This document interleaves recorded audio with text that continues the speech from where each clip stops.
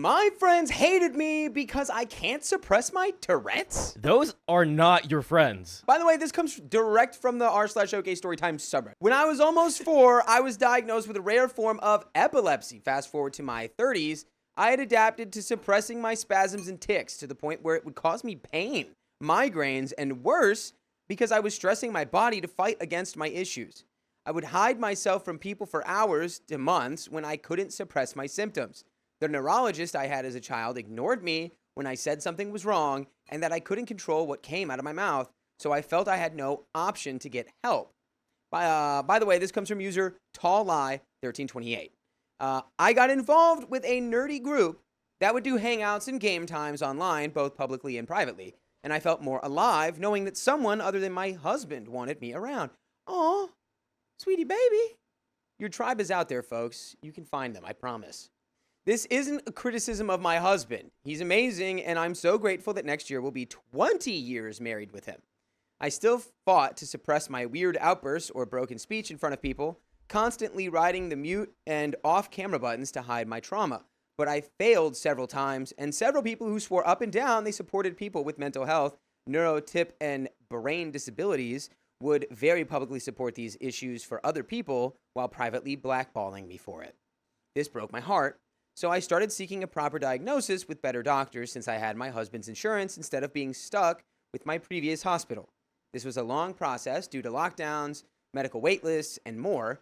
The fight to get diagnosed ended up taking me almost 5 years. Whoa. That's crazy. I feel like if you have Tourette's, it's pretty clear you have Tourette's. Having to fight for 5 years is crazy. Just to prove a point and be like, I'm pretty sure I have something along those lines. It's like, that would take at least maybe a couple tries, but 5 years? Dude, and the doctor at first, when you're a kid, just being like, nah, you're weird. You're just weird and there's something wrong with you. Stop doing that. During this time, I explained to people that my brain had issues similar to Tourette's that were undiagnosed.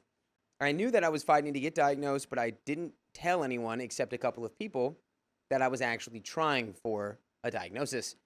During this time, my closest friend circle saw me break into tic attacks and nerve issues backstage and in private chats several times.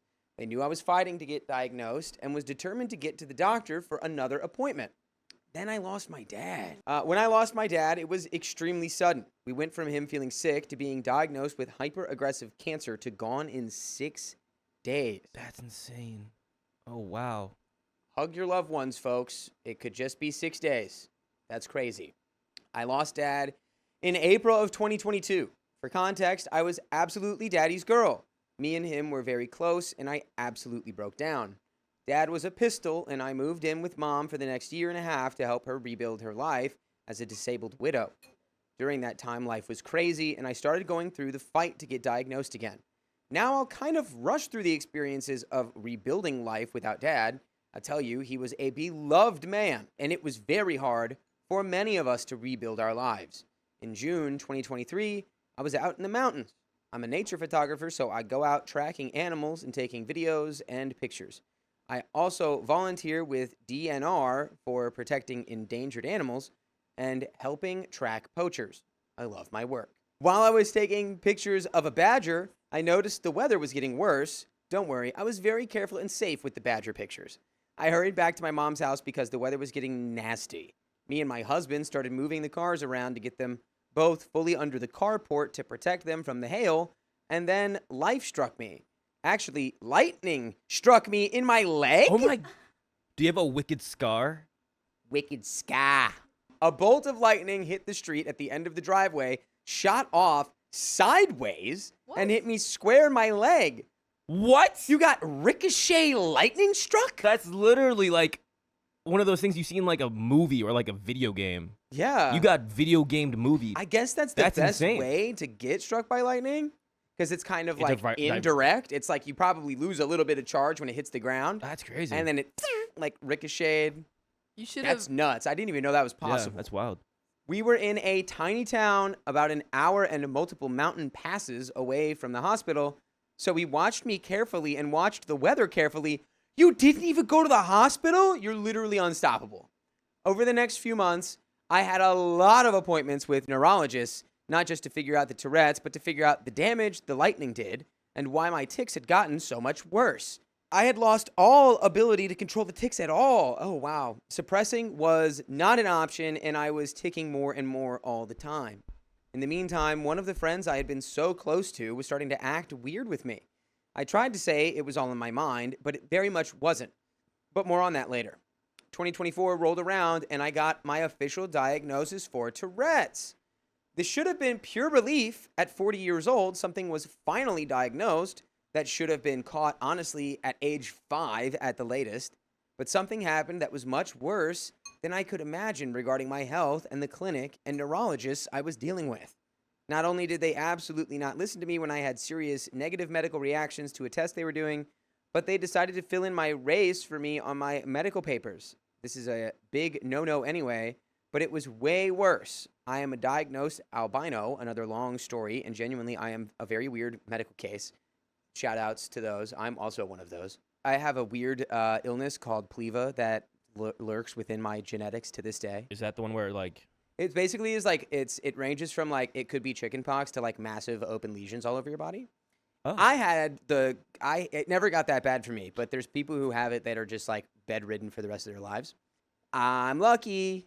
I am a member of the Oglala, I hope I say that right, Oglala Lakota tribe. And my ID on file at the doctor's office is my tribal ID with blood quantum listed on the image. This file also includes the diagnosis for albinism.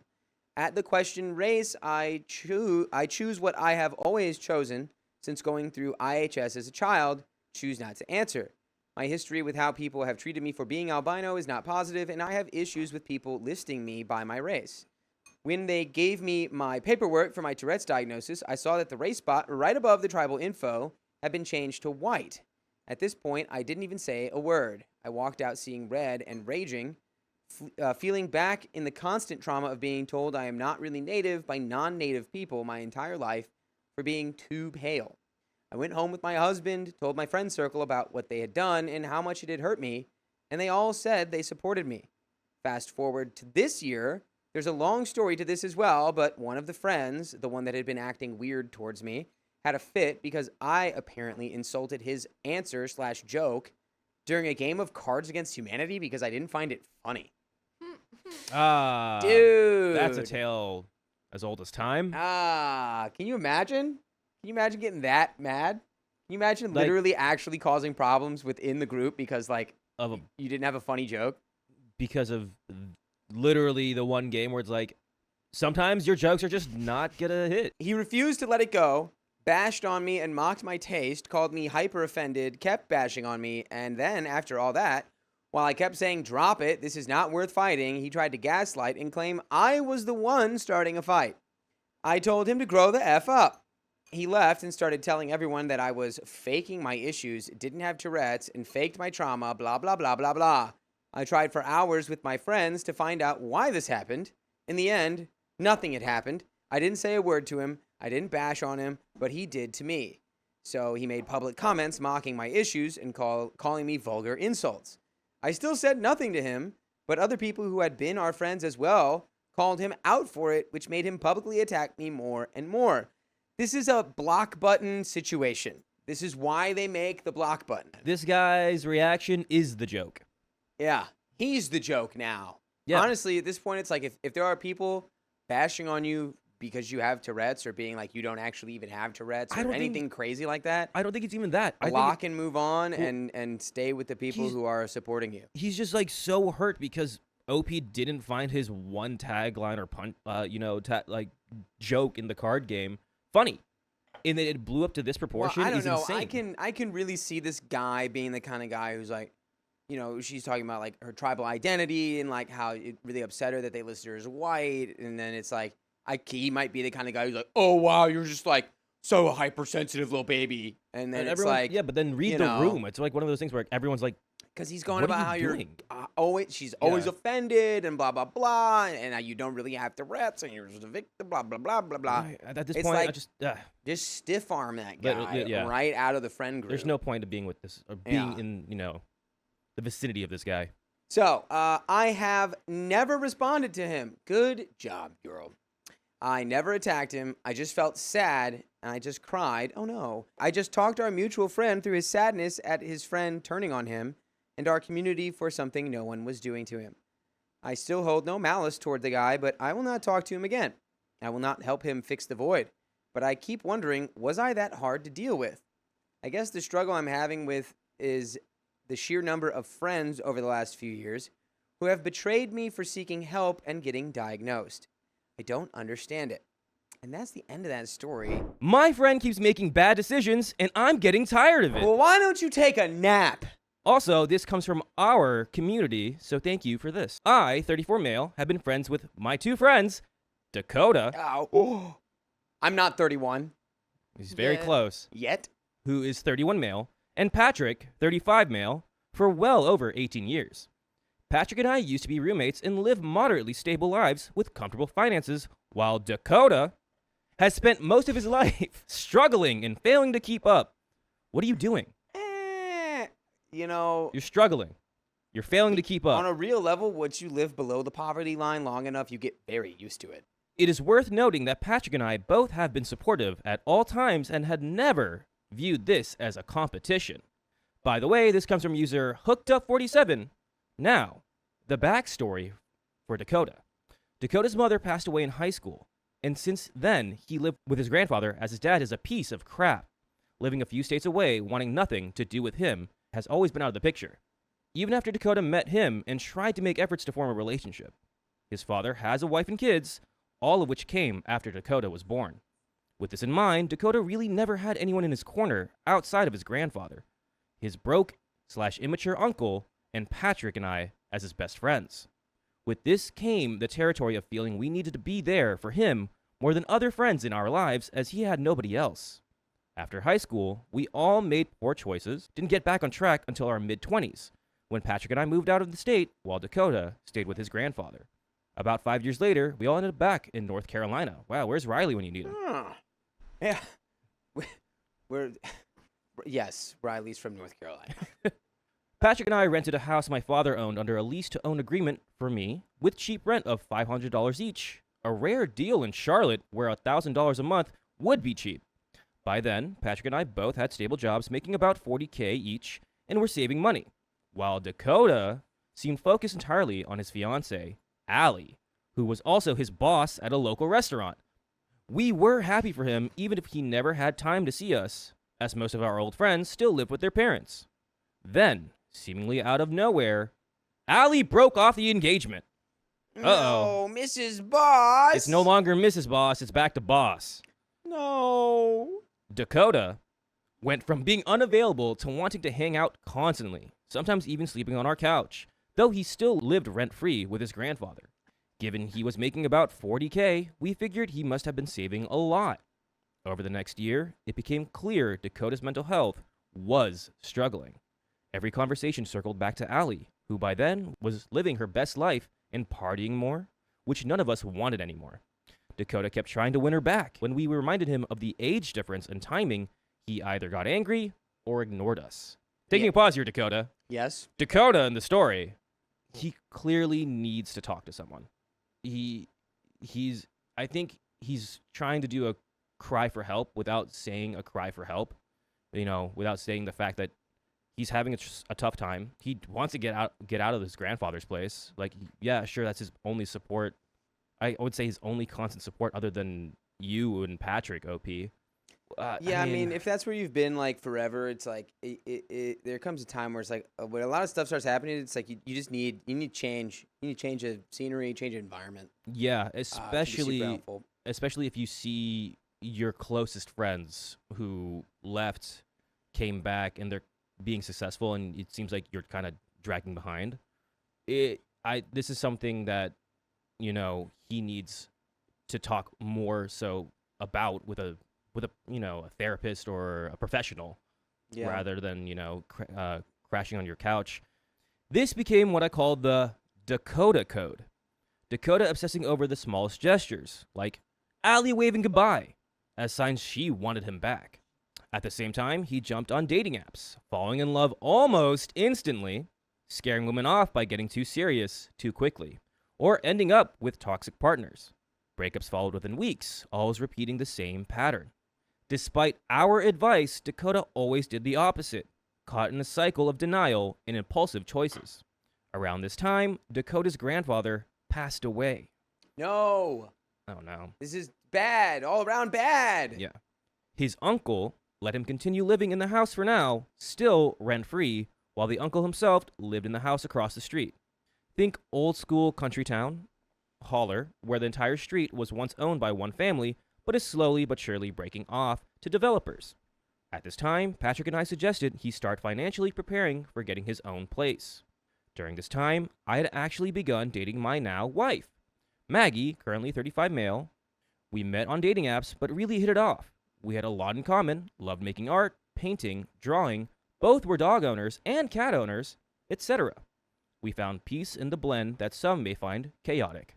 We had been dating about 9 months when Dakota asked if he could move into the spare room at Patrick and I's house.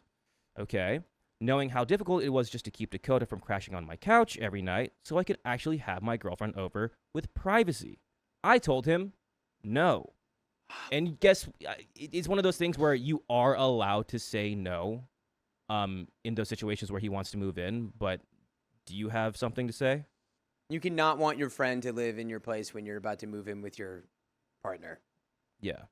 I told him no, and that there was no point to move in when in 6 months I was planning on moving Maggie in for the next stage of our relationship, and that both Dakota and Patrick should be saving as much as possible for that moment, as Patrick would need to move out as well. Oh, wait a minute. Ooh. Mm.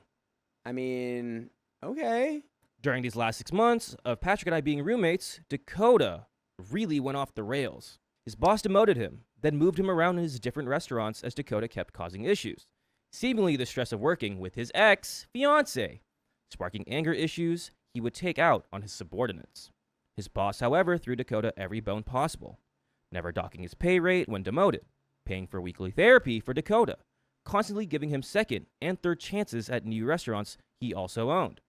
But finally, Dakota had burned all his chances, and his boss fired him. Meanwhile, Dakota was still falling in love on the first date regularly, while simultaneously pestering Allie to take him back. Yeah, it might be just like time to really make, like a radical change. Something needs to drastically change for the better, not for the worse. It's already worse. It's already in the bad place. Dakota's firing occurred about 1 month after him and Patrick moved in together elsewhere, while Maggie moved into my home with me. We had 4 dogs and 2 cats between the two of us. While we were punting off our life together, Patrick was paying Dakota's rent at their new place, and I felt horrible that my milestone was Patrick's burden, even though Patrick never blamed me and understood. To this day, it baffles Patrick and I that Dakota never saved a dime during his lifetime of not paying rent at his grandfather's. Hence why Patrick had to cover his rent for about 2 months. Around this time, Patrick also started seriously dating a woman in her early 30s whom he had met at work, but from a different department.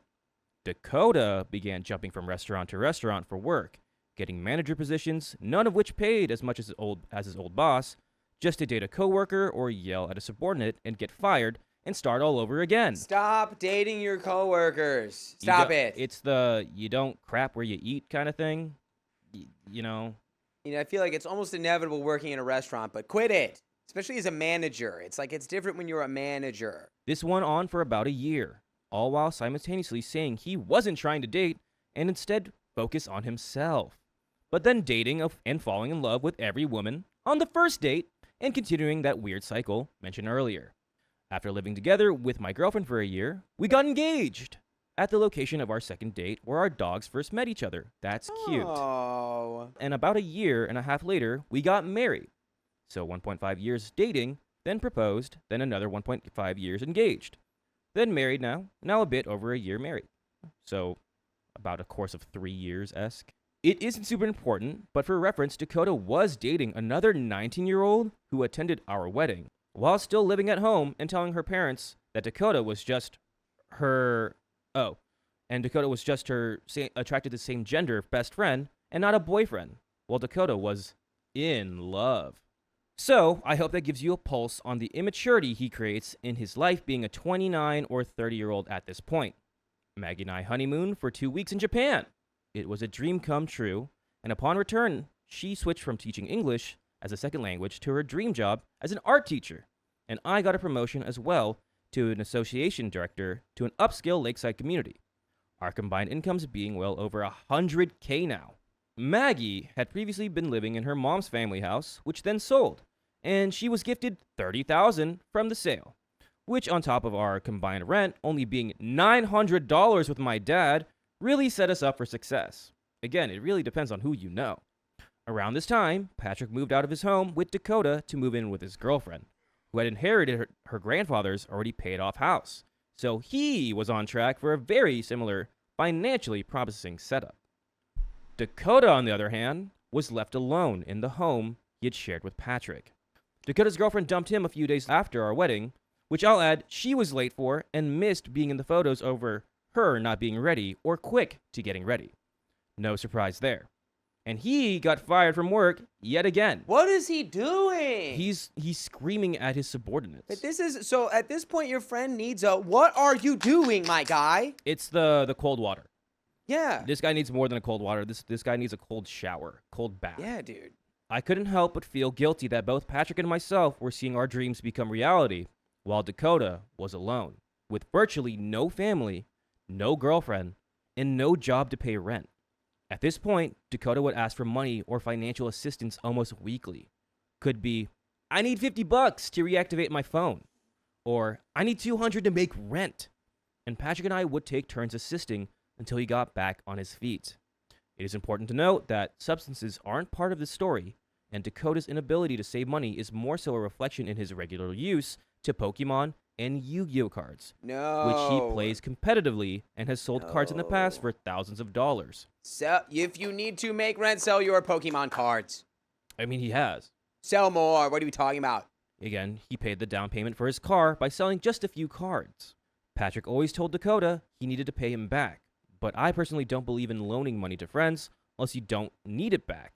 A gift, if you will, and told Dakota he did not need to pay me back and to focus on getting his life together instead. That is enough for me. It is worth noting, at this time, his uncle was selling off all the land his grandfather had previously owned, and Dakota would be inheriting a lot of money one day once that happened. If I saw my friend doing this, if I saw my Dakota doing this, I would say, hey, I'm going to help you. I'm going to help you set up a savings account that you will not touch this money. I will know the code, and we're going to help you get you back on your feet. Because it seems like at this point, all you do is keep supporting, like, here's 50, here's 200. Do what you will with that money. It's one of those things where, like, I have to keep my eye on you. Or it's like you're taking care of a kid now.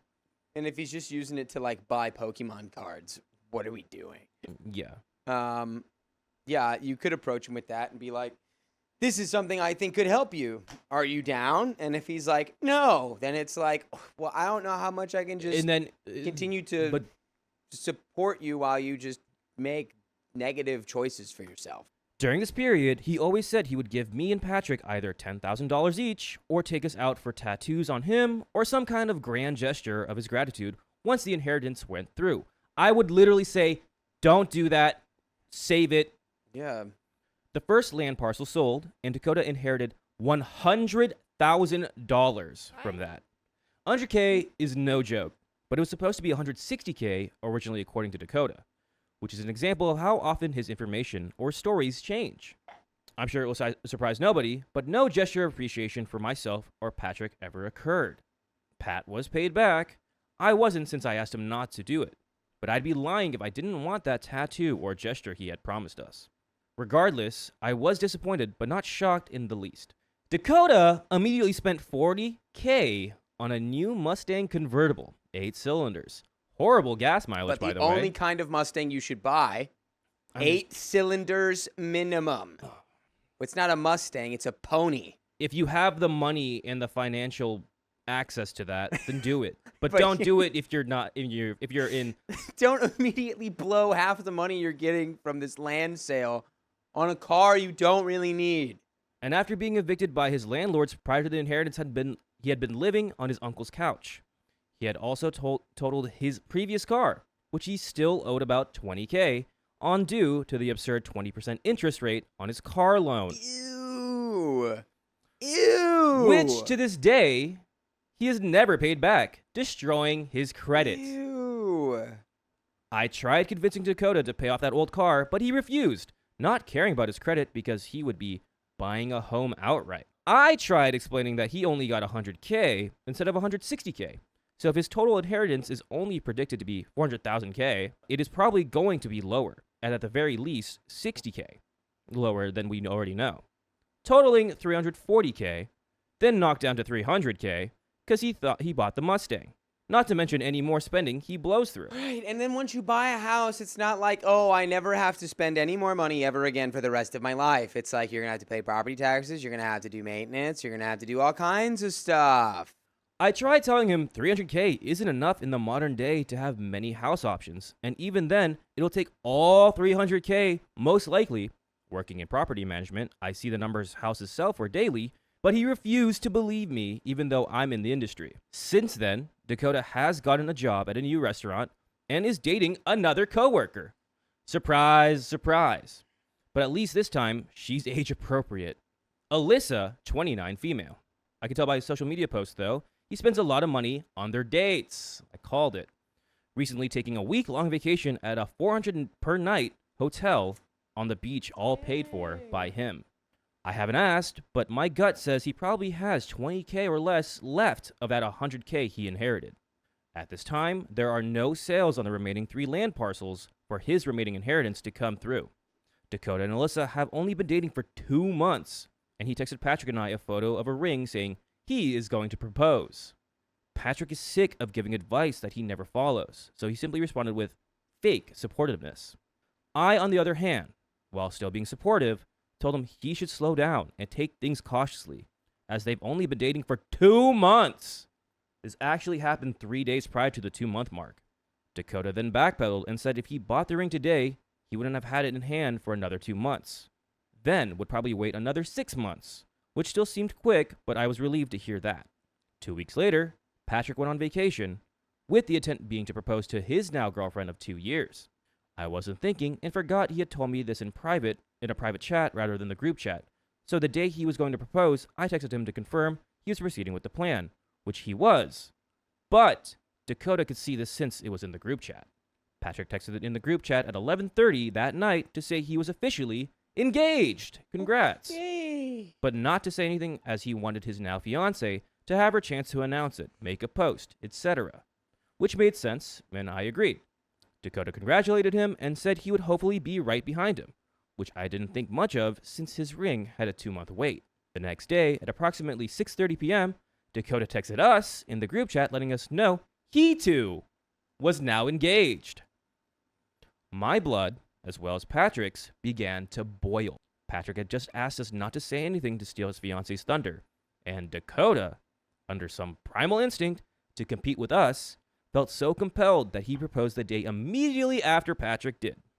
After clearly lying about a 2-month wait on the ring and a 6-month wait after that before proposing. I don't know. He could be a guy who'd propose and be like, the ring's on the way.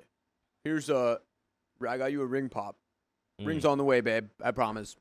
He also confirmed the ring cost nearly 5 times what he had paid for Allie's ring years ago. Again, that was his former ex-boss. Okay. Which I know to be right around $4,000. Gross. Okay. So if my guess is right, $20,000 remaining from his inheritance is even close to accurate. But then he is officially broke again to get engaged to a girl he's been dating for 2 months.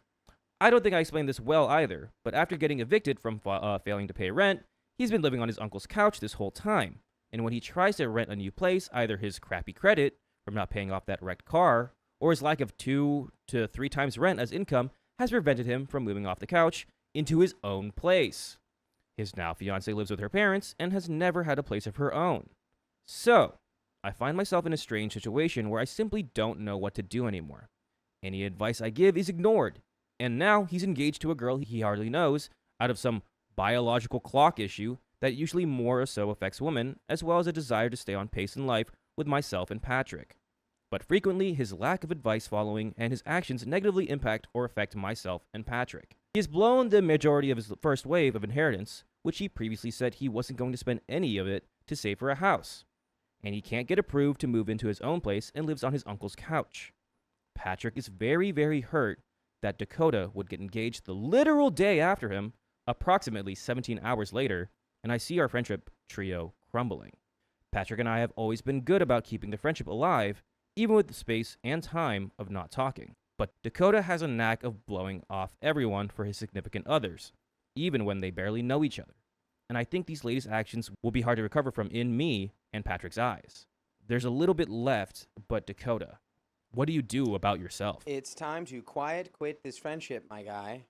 I don't know. Let him cut himself off from y'all while he's dating his new, fiance, I guess, since they're engaged now. And it's like, there's nothing you could do. You've done everything you could possibly do for this guy short of becoming his actual parent. It's the saying, I say it a lot, but it's you can lead a horse to water.